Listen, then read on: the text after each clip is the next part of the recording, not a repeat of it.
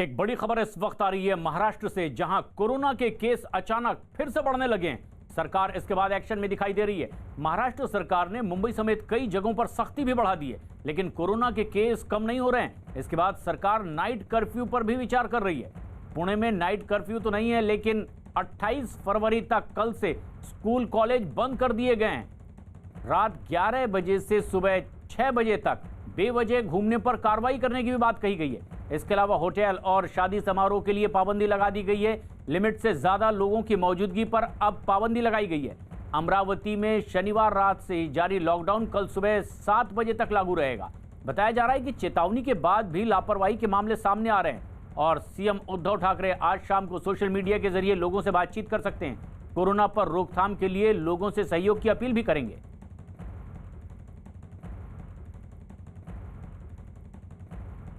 आज पालक मंत्री महोदय इनकी उपस्थिति में सभी एमपीज, सभी ऑनरेबल एमएलएज इनकी उपस्थिति में एक डिटेल कोविड रिव्यू मीटिंग हुई है, जिसमें कोविड प्रतिबंधक उपाय योजना, कोविड की जो अभी नई परिस्थिति हमारे सामने आई है उसका किस प्रकार से मुकाबला करना, इसके बारे में एक कंप्लीट रणनीति इसके ऊपर डिटेल डिस्कशन हुआ है।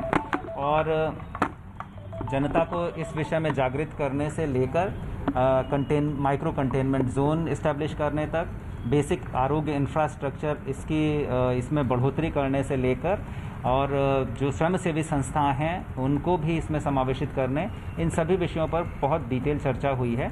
और हमारा जो आदर्श कार्य प्रणाली है, स्टैंडर्ड ऑपरेटिंग प्रोसीजर है, उसको इमीडिएटली रीएक्टिवेट करने का भी निर्देश दिया गया है।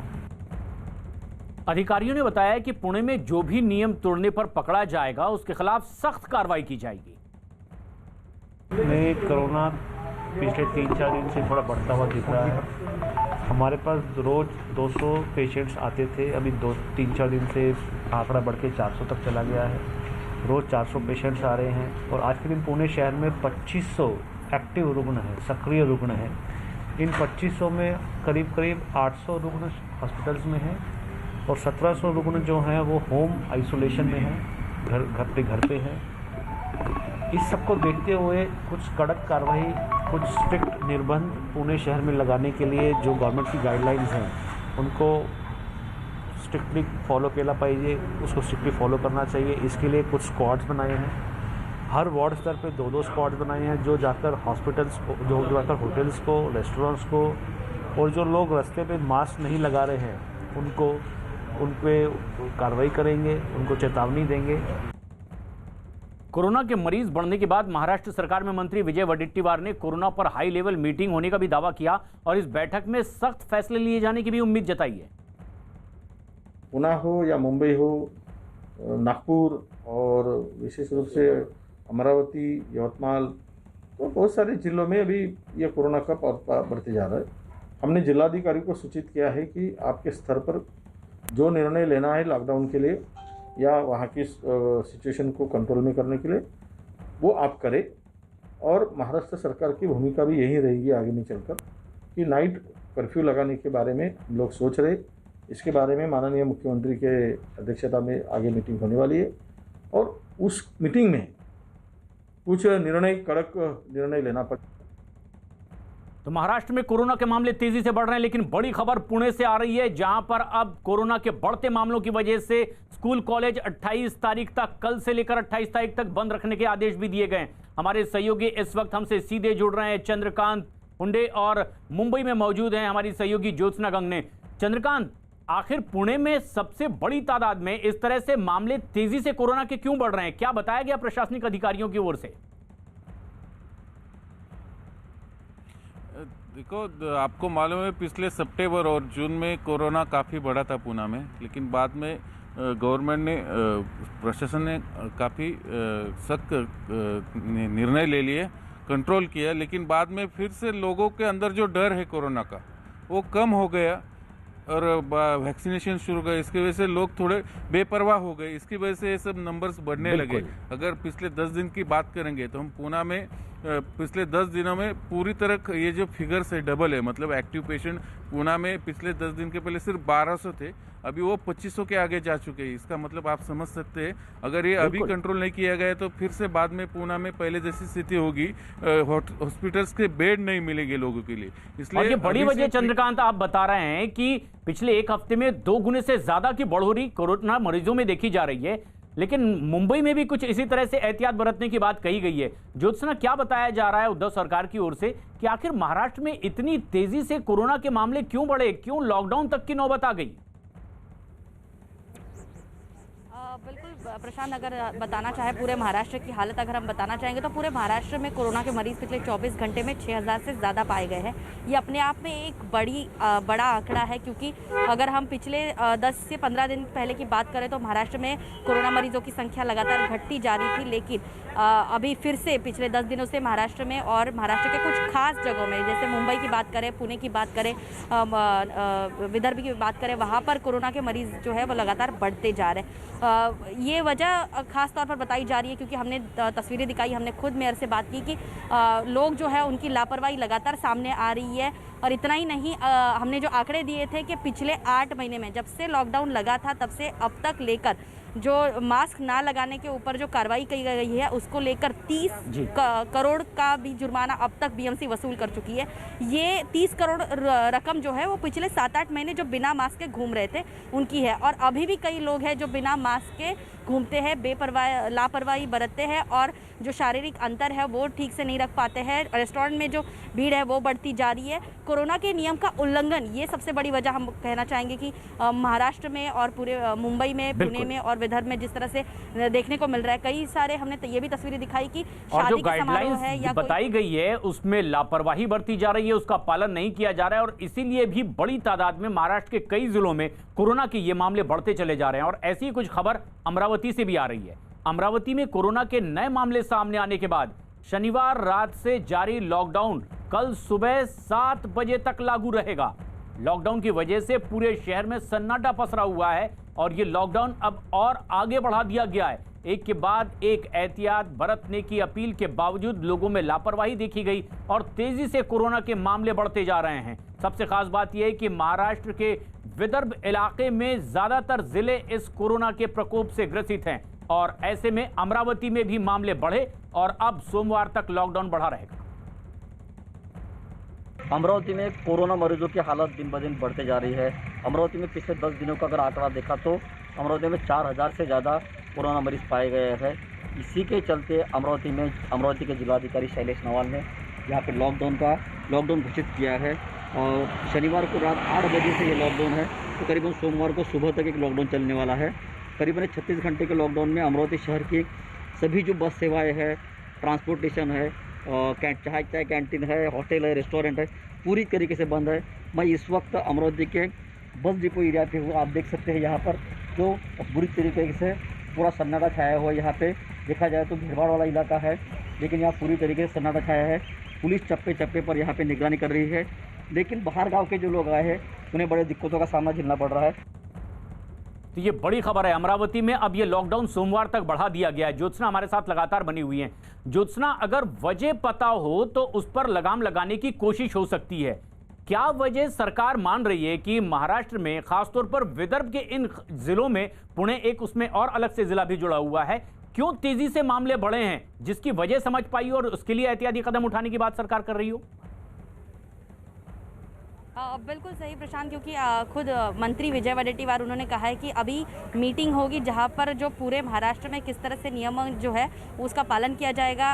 पुणे हो, मुंबई हो, विदर्भ हो, वहां पर क्या क्या नियम सख्ती बरती जाएगी उसको लेकर एक अलग से मीटिंग होगी, जिसके बाद आज शाम 7 बजे महाराष्ट्र के मुख्यमंत्री उद्धव ठाकरे जनता को संबोधित करेंगे। हालांकि वो इससे पहले भी संबोधित कर चुके हैं, कई बार लोगों को हिदायत दे चुके हैं कि लोग जो है ये ना समझे कि कोरोना संक्रमण खत्म हो चुका है, सावधानी बरतने की जरूरत ज़रूरत है, लेकिन जिस तरह से ढिलाई दी गई थी, जिस तरह से 11 बजे के बाद भी होटल, रेस्टोरेंट, पब है, वहाँ पर जो है लोगों को मतलब जाने की अनुमति दी थी, खुले रखने की अनुमति दी थी, स्कूल कॉलेज शुरू करने की जो है वो सूचना जारी कर दी गई थी। तो ऐसे में कोचिंग क्लासेस भी शुरू थे। तो कई ऐसे नियम जो सरकार की तरफ से बताए गए थे, वो नियमों का अगर ग्राउंड लेवल पे, ज़मीनी हकीकत में देखे जाए तो ठीक तरह से पालन नहीं हुआ था। लेकिन अब इसको लेकर महाराष्ट्र सरकार की एक मीटिंग होगी, प्रशासन के साथ ये मीटिंग होगी और जिसके बाद महाराष्ट्र के मुख्यमंत्री उद्धव ठाकरे जनता को संबोधित करेंगे। ये देखना बहुत ज़रूरी होगा कि वो लॉकडाउन को लेकर क्या बोलते हैं, क्योंकि पार्शियल लॉकडाउन जो है वो कई जगह पर लग चुका है। फिर चाहे वो ये बेहद अहम बात भी ज्योत्सना आप बता रही हैं कि दरअसल जो गाइडलाइन जारी की गई है, बड़े पैमाने पर देखा गया कि उसमें लापरवाही बरती गई है और उन दिशा निर्देशों का पालन नहीं किया गया है। यह भी एक बड़ी वजह हो सकती है। लेकिन मुंबई में भी कोरोना के मामले बढ़ रहे हैं और मुंबई में लापरवाही की वजह से बढ़ रहे इन कोरोना मरीजों की रोकथाम के लिए अब खुद बीएमसी की मेयर किशोरी पेडनेकर सड़कों पर उतरी हैं। लोगों से कोरोना नियमों के पालन करने की उन्होंने अपील की है। लोगों को मास्क भी बांटे हैं। मेयर ने लापरवाही बरतने वाले लोगों को सख्ती से नियम का पालन करने की बात कही है।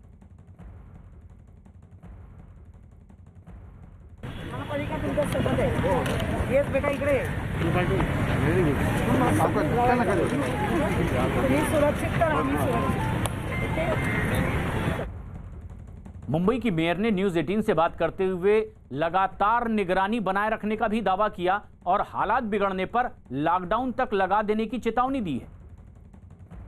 देश की आर्थिक राजधानी मुंबई में कोरोना के मामले लगातार बढ़ते जा रहे हैं। ये मामले इतने बढ़ते जा रहे हैं कि मुंबई की मेयर किशोरी पेडनेकर जो है वो खुद अब लोगों के बीच जाकर उनको मास्क दे रही है। इतना ही नहीं, लोगों को अवेयर भी कर रही है। मैम, क्या बताना चाहेंगे, क्या कोरोना इतना बढ़ चुका है कि अभी आपको उतरना पड़ रहा है? हाँ, मैं समझती हूँ। पहले मैं मुंबई का रहे, मैं नागरिक हूँ। हाँ। और मैं शिव सैनिक हूँ। हाँ। और अभी मेरा पद महापौर है। महापौर की जिम्मेदारी सब है, ऐसे लोग कहते हैं और मुझे पता है मेरी जिम्मेदारी, मेरा कर्तव्य। तो मैं मेरा कर्तव्य कर रही है कि जिसके पास मास्क नहीं है उसको मास्क देना। और मास्क ही ऐसे ही अभी है कि ये अपना दवा भी है और दुआ भी है, तो लगाना चाहिए।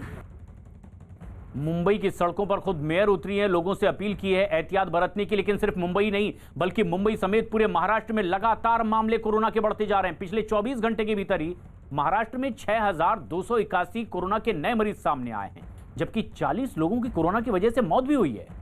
मुंबई में भी हालात लगातार बिगड़ते जा रहे हैं। लोगों पर सख्ती बढ़ाने के लिए बीएमसी ने अब जगह जगह मार्शल तैनात कर दिए हैं।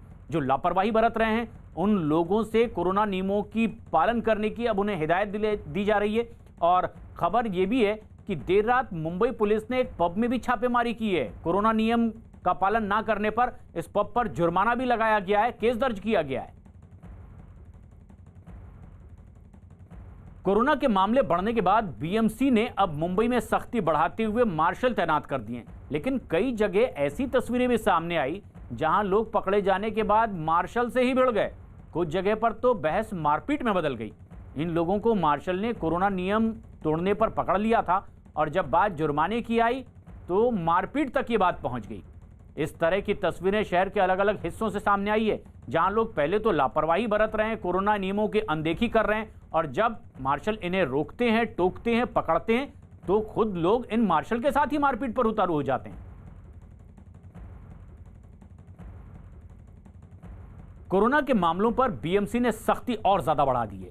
बीएमसी के अधिकारियों ने शहर के अलग अलग इलाकों में छापेमारी की है और कई लोगों को बगैर मास्क के भी पकड़ लिया है।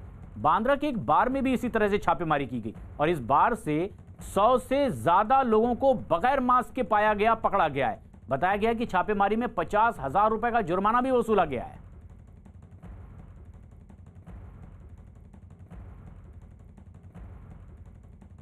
और कई जगह इसी तरह से सख्ती बरती जा रही है। कोरोना के मामले लगातार मुंबई और महाराष्ट्र में बढ़ते जा रहे हैं। एक पब पर भी छापेमारी हुई जहां बगैर मास्क के लोग पाए गए थे। एक बड़ी खबर इस वक्त आ रही है, दिल्ली के शाहीन बाग इलाके से यह खबर आ रही है, जहां उत्तर प्रदेश के हाथरस साजिश केस में अब यूपी एसटीएफ ने छापेमारी की है। और बड़ी खबर यह कि शाहीन बाग में 2 और ठिकानों पर एसटीएफ की छापेमारी हुई है। एसटीएफ ने इस मामले में गिरफ्तार रऊफ शरीफ की निशानदेही पर यह छापेमारी की है। खबर यह है कि यूपी एसटीएफ की टीम के साथ रऊफ भी है।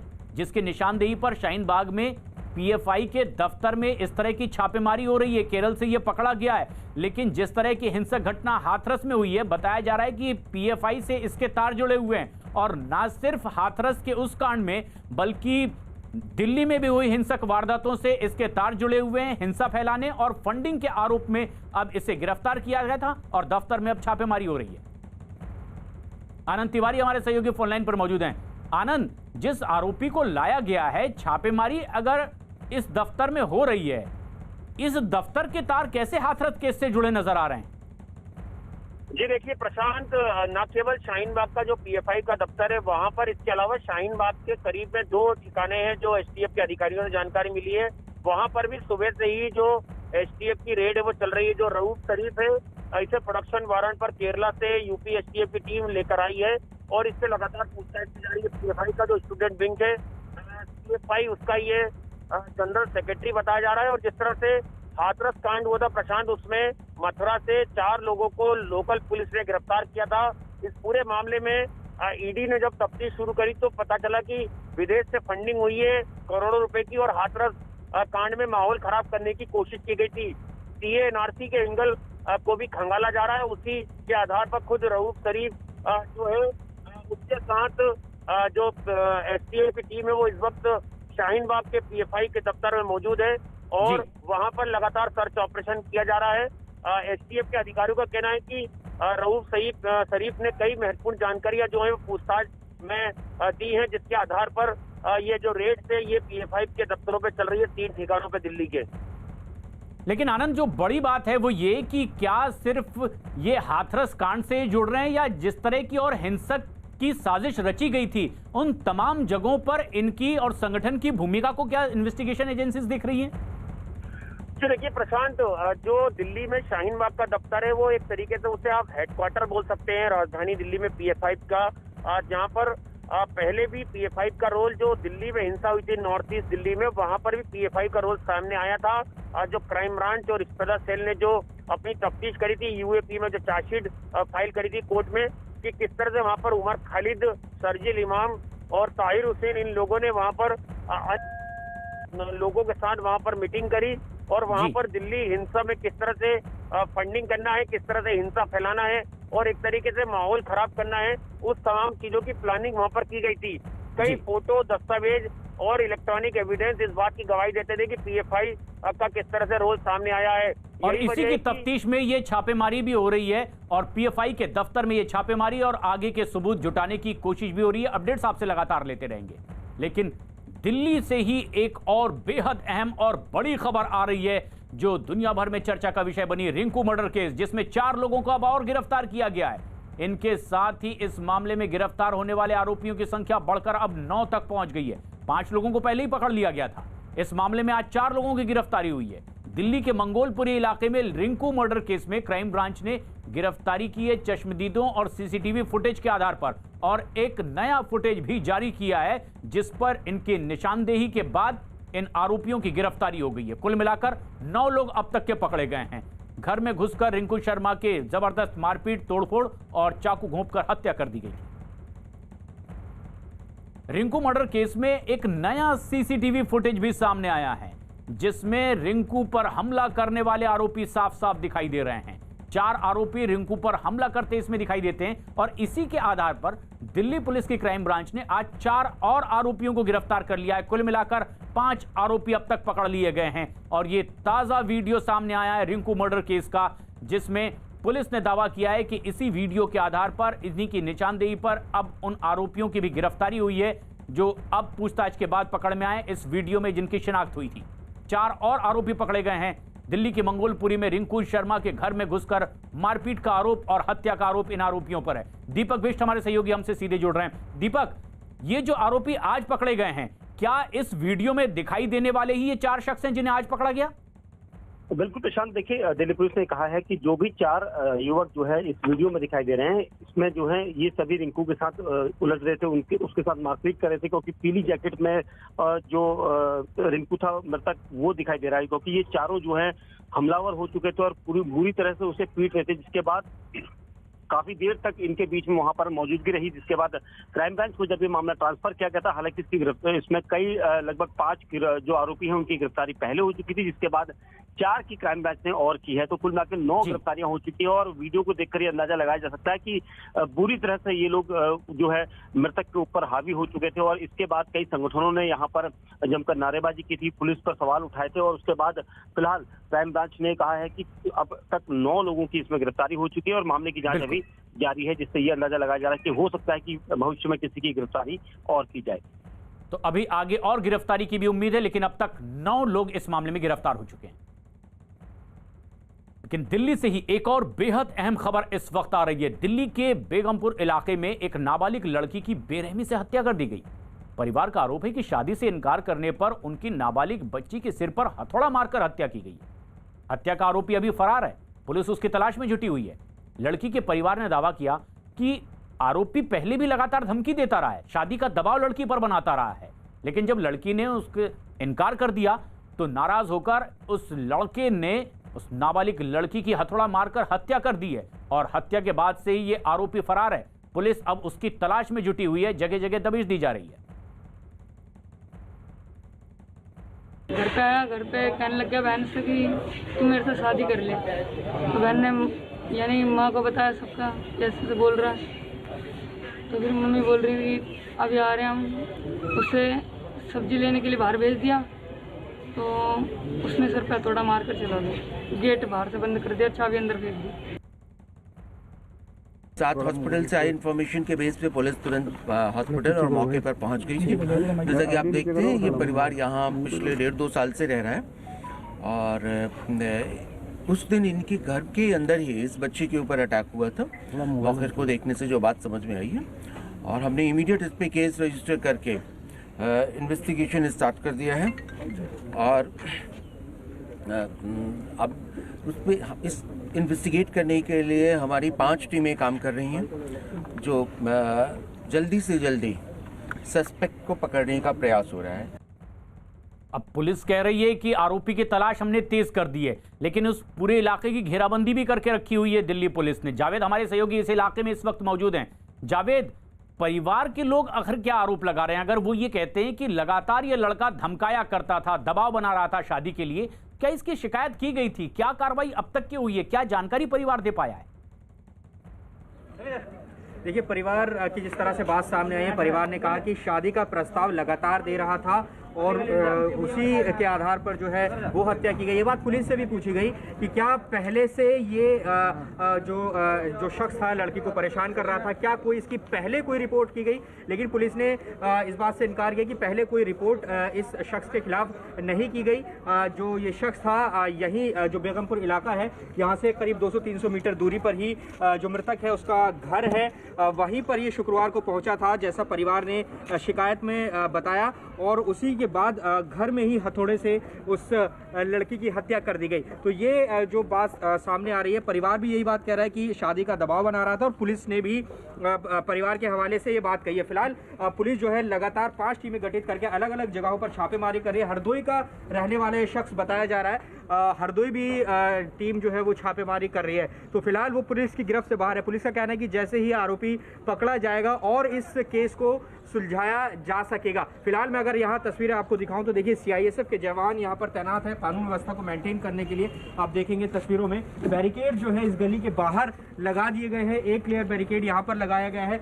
जो जिस गली में मृतक का घर है वहाँ पर भी एक बैरिकेड लगाया गया। और देखिए सड़क पर किस तरीके से पुलिस ने बीच सड़क पर अपनी गाड़ी खड़ी हुई की है। यहाँ से आगे किसी को भी जाने की इजाज़त नहीं है, मीडिया को भी जाने की इजाज़त नहीं दी गई है। इसके अलावा कुछ और संगठन के लोग यहाँ पर पहुँचे थे, उन्होंने भी परिवार से मिलने की कोशिश की, लेकिन किसी को भी आगे नहीं जाने दिया गया। तो ये यहाँ बेगमपुर इलाके की फिलहाल तस्वीरें सामने आ रही हैं। यहाँ अभी जो है पुलिस लगातार इस मामले की तफ्तीश कर रही है। पुलिस का साफ कहना है कि आरोपी की जल्द गिरफ्तारी होगी, पुलिस ऐसी उम्मीद कर रही है। जी, ये दावा पुलिस कर रही है कि आरोपी को जल्द पकड़ लिया जाएगा। लेकिन बेगमपुर में युवती की हत्या के मामले में पुलिस ने लड़की के घर के बाहर अपनी सुरक्षा और ज्यादा चाक चौबंद कर दी गई।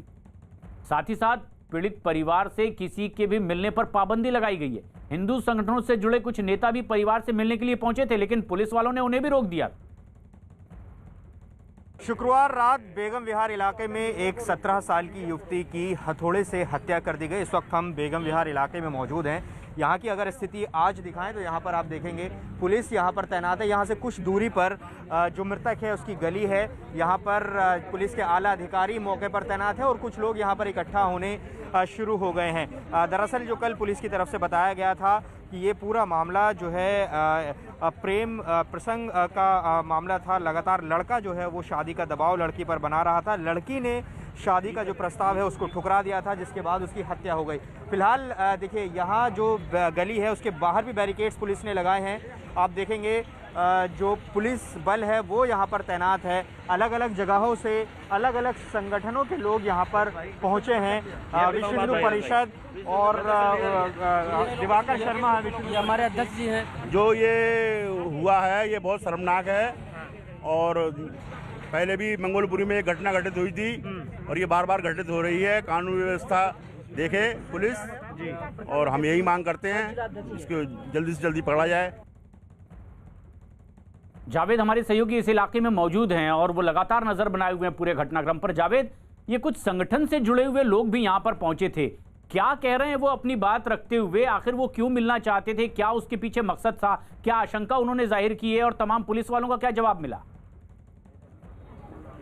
देखिए यहाँ पर कई संगठन पहुँचे थे। जो पुलिस कह रही है कि जो आरोपी था वो परिवार का परिचित था, पहले से आना जाना उसके पास था। लेकिन कुछ संगठन कह रहे हैं कि ये जो आरोपी लई खान है वो लगातार दबाव बना रहा था, लगातार धर्म परिवर्तन करने की कोशिश कर रहा था। ऐसा आरोप जो संगठन है वो लगा रहे हैं। लेकिन पुलिस ने कहा कि उनको उनकी जानकारी में इस तरह की कोई जाँच में इस तरह की कोई जानकारी सामने नहीं आई है। फिलहाल पुलिस पूरे मामले की जांच कर रही है। सुबह यहाँ जरूर कुछ लोग पहुंचे थे। फिलहाल यहाँ पर अभी मैं आपको दिखाऊं तो अभी कुछ लोग यहाँ पर कम हुए हैं, वैसी स्थिति नहीं है। सुबह हमने देखा कि यहाँ पर लगातार नारेबाजी हो रही थी। पुलिस ने कोशिश ये की कि कोई भी अंदर ना जा सके, माहौल खराब ना हो। उसी को देखते हुए यहाँ पर तैनाती पुलिस की गई है, CISF की गई है कि किसी तरीके का यहाँ पर माहौल खराब ना हो सके। पुलिस तो तैनात है, सुरक्षा भी चाक चौबंद है जावेद, लेकिन अब उम्मीद कि जल्द से जल्द उसे पकड़ा जाए। लेकिन दिल्ली की जैसे ही मुंबई से भी एक बेहद अहम खबर आ रही है। मुंबई में वहां रेलवे स्टेशन, खार रेलवे स्टेशन में हैरान कर देने वाली तस्वीरें कैमरे में कैद हुई है। आरोप यह है कि एक तरफा प्यार में पागल एक लड़के ने लड़की को जान से मारने की कोशिश की। CCTV में भी ये पूरी वारदात कैद हो गई और इन तस्वीरों में साफ दिखा कि रेलवे स्टेशन पर मौजूद लड़के ने पहले तो खुद ट्रेन के आगे कूदते हुए एक नाटक किया और फिर लड़की को जबरन घसीट कर ट्रेन के नीचे धक्का देने की कोशिश की। काफी देर कोशिश के बावजूद जो कामयाब नहीं हुआ तो पकड़े जाने के डर से उस लड़की को वहीं छोड़कर वो भाग गया। हालांकि बाद में पुलिस ने इस आरोपी को गिरफ्तार कर लिया है। दिवाकर सिंह हमारे सहयोगी इस वक्त हमसे सीधे जुड़ रहे हैं मुंबई से। दिवाकर, आरोपी को पकड़ लिया गया है, लेकिन क्या पूरा मामले के बारे में पर्दाफाश कर पाई है पुलिस?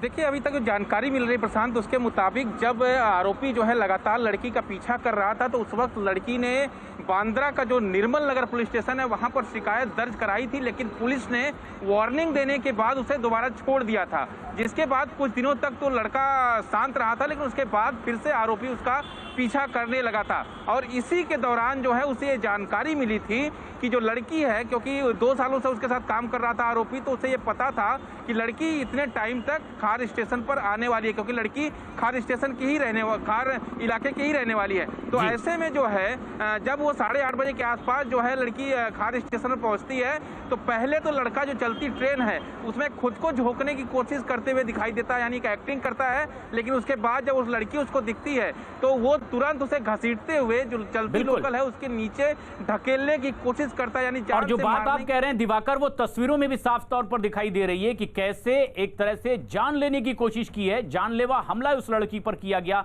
लेकिन आखिरकार यह आरोपी पकड़ा गया है। उधर भारत और चीन के बीच LAC विवाद पर मोल्डो में 10वें दौर की बैठक। लद्दाख में पैंगोंग झील के अलावा दूसरी विवादित जगहों से सेनाएं हटाने को लेकर इस पर चर्चा हुई है। यह बैठक करीब 16 घंटे तक चली है। मोल्डो में कल सुबह 10 बजे यह बैठक शुरू हुई थी और रात 2 बजे तक की यह बैठक चलती रही। न्यूज़ 18 के संदीप बोल की खबर है कि इस बैठक में गोगरा, हॉट स्प्रिंग और डेपसोंग में सेना के हटने पर चर्चा की गई है। बैठक को लेकर के सेनाओं की ओर से आज बयान जारी किया जा सकता है कि आखिर बैठक में क्या बातचीत हुई है और क्या सहमति बनी है।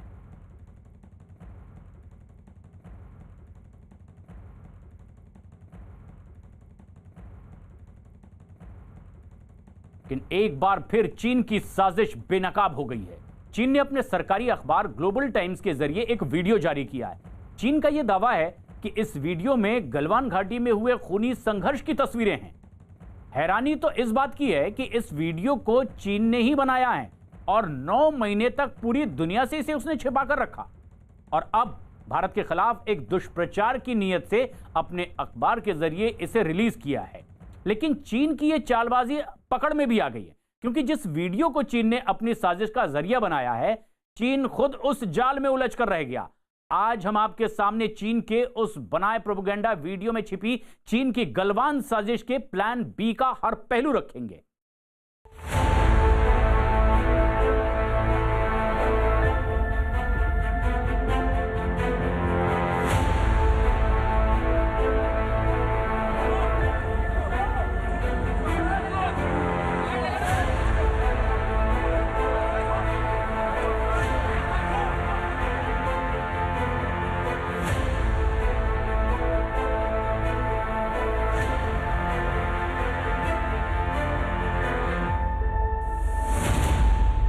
अपनी चाल से चित हुआ चीन,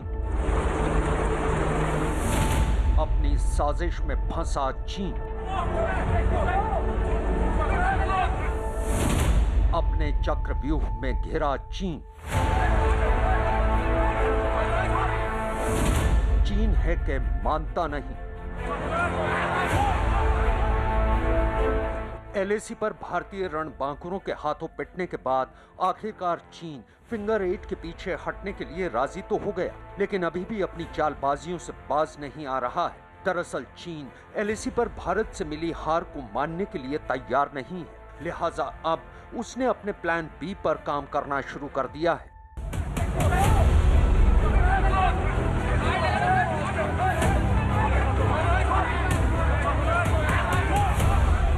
प्लान बी यानी भारत के खिलाफ दुष्प्रचार। हैरानी तो इस बात की है कि चीन का तमाम सरकारी तंत्र उसकी इस साजिश को अंजाम तक पहुंचाने में जुटा हुआ है।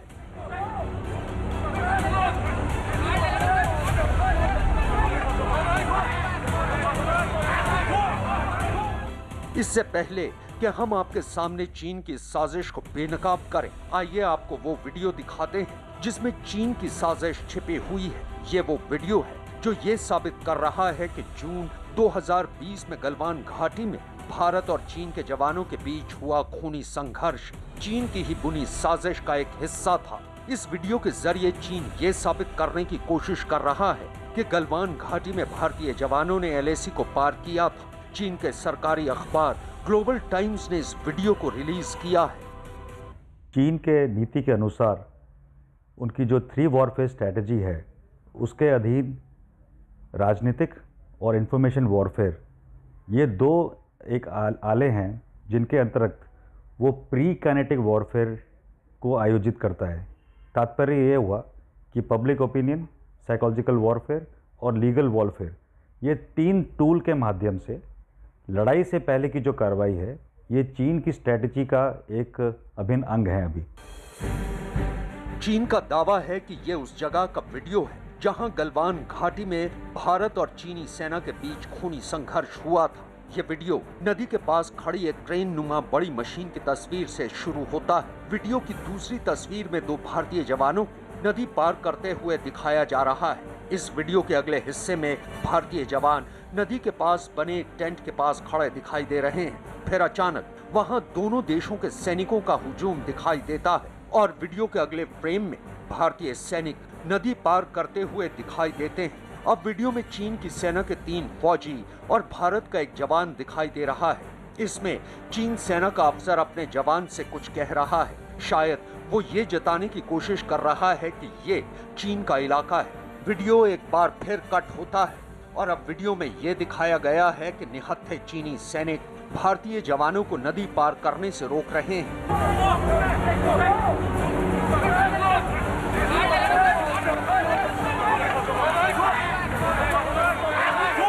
और भारतीय सैनिक हाथों में डंडे लिए उनसे भिड़ रहे हैं। अब वीडियो के अगले हिस्से में ये साबित करने की कोशिश की गई है कि चीनी अफसर दोनों देशों के सैनिकों के बीच घिरे हुए हैं। इस बीच चीनी सैनिक हाथापाई के लिए तैयार होते दिखाई देते हैं। वीडियो एक बार फिर कट होता है और अचानक दिन से रात हो जाती है। अब वीडियो में रात के अंधेरे में गाड़ियां चलती दिखाई देती हैं और अचानक फिर वीडियो में दिन वाली जगह में रोशनियां चमकती दिखाई देती हैं। अब वीडियो में कुछ भी साफ नजर नहीं आ रहा है और वीडियो के आखिरी हिस्से में चीनी सैनिक हाथों में डंडे और शील्ड पकड़े दिखाई देते हैं। गलवान के बाद और अभी जब विंटर्स हटने वाले हैं और समर्स आने हैं LAC के साथ, तो चीन दोबारा प्रोपेगेंडा वॉरफेयर के तहत और पब्लिक ओपिनियन शेपिंग करने की कोशिश कर रहा है, चाहे वो वर्ल्ड मीडिया हो, चाहे वो इंटरनेशनल ऑर्गेनाइजेशंस हो। तो जो ये वीडियो अभी निकले हैं, जो पारित हुए हैं, जिसमें कि चीन बोल रहा है कि भारत ने पहल की है किसी तरह की ट्रांसग्रेशन की, ये एक उस नीति के अनुकूल राजनीतिक तौर पे और आपके ओपिनियन शेपिंग के तौर पे वो कर रहा है।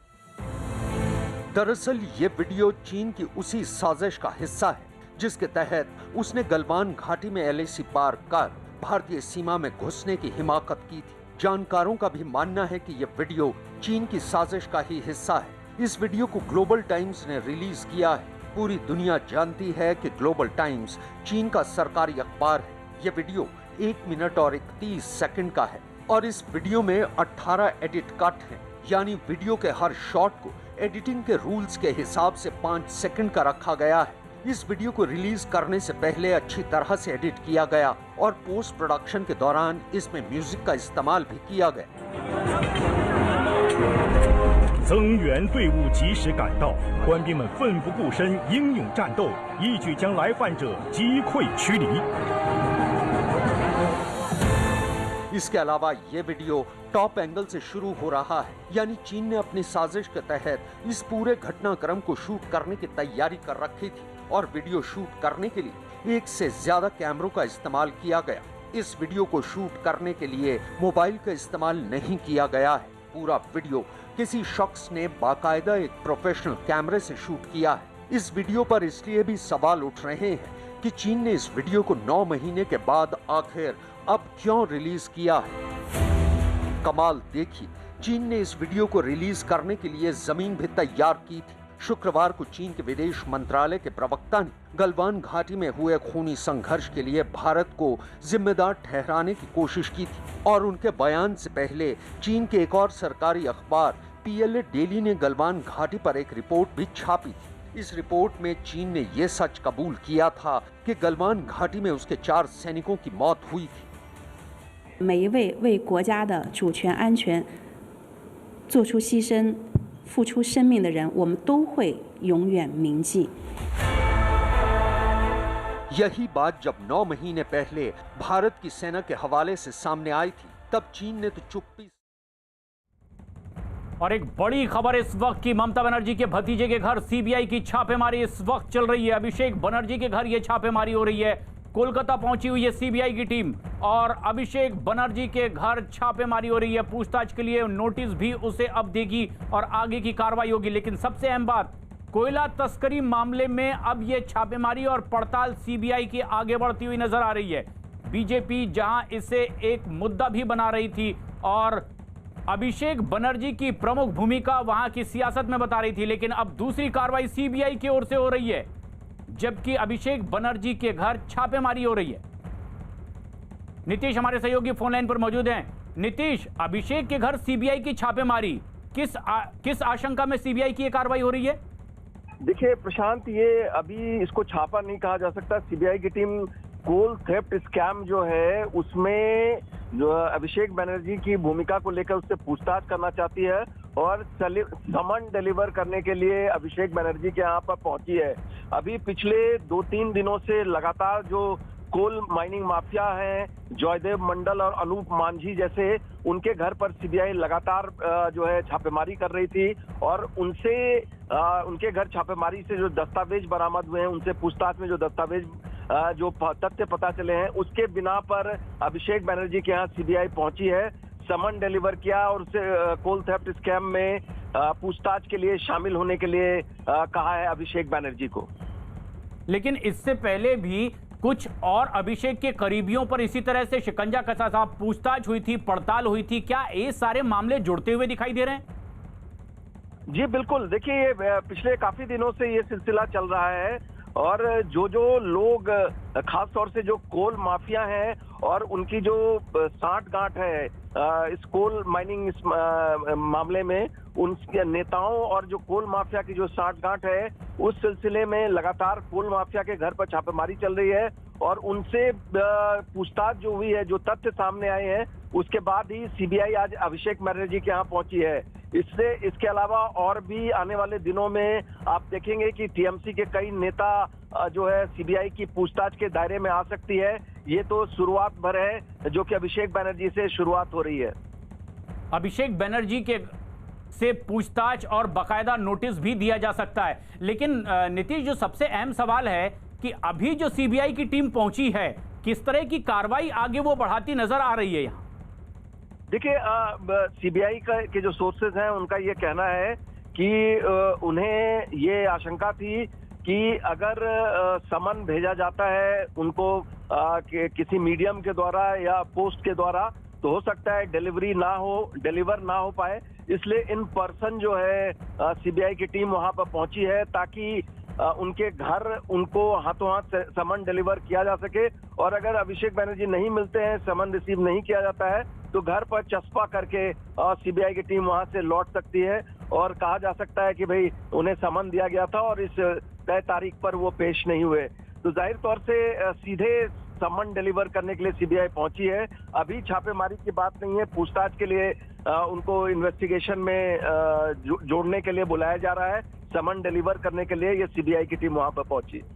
पावर ब्रोकर विनय मिश्रा को करार दिया था इसके पहले कैलाश विजयवर्गीय ने, जो कि इसी अभिषेक बनर्जी के काफी करीबी भी माने जाते हैं। ऐसे में क्या उनके ऊपर कुछ जो पशु तस्करी के मामले लगे थे या फिर वो कोयले से जुड़े हुए आरोप लग रहे थे, क्या ये सारी तफ्तीश उसी के इर्द गिर्द है और उसे बार नए सिरे से अब इसमें तलाशी और ये नोटिस दिया जा सकता है? जी देखिए, बिल्कुल जो विनय मिश्रा हैं वो एब्सकॉन्ड कर रहे हैं। उनका नाम जो है कोल थेफ्ट स्कैम में और साथ ही साथ कैटल स्मगलिंग में, दोनों में ही विनय मिश्रा का नाम आया था। उनके खिलाफ जो लुकआउट सर्कुलर भी जारी हो चुका है, सीबीआई कर चुकी है और उनकी लगातार तलाश की जा रही है। विनय मिश्रा के जो करीबी हैं और जो इलीगल माइनिंग में हैं, जो कोल चोरी के मामले में शामिल हैं, उनके घर पर लगातार छापेमारी चल रही है और जैसे जैसे नए तथ्य सामने आते जा रहे हैं, सीबीआई उसी के मुताबिक कार्रवाई कर रही है और इसी सिलसिले में आज समन डिलीवर करने के लिए अभिषेक बनर्जी के घर पहुंची है सीबीआई अभी इस वक्त अभिषेक बनर्जी के घर पर है, पूछताछ वो कर रही है।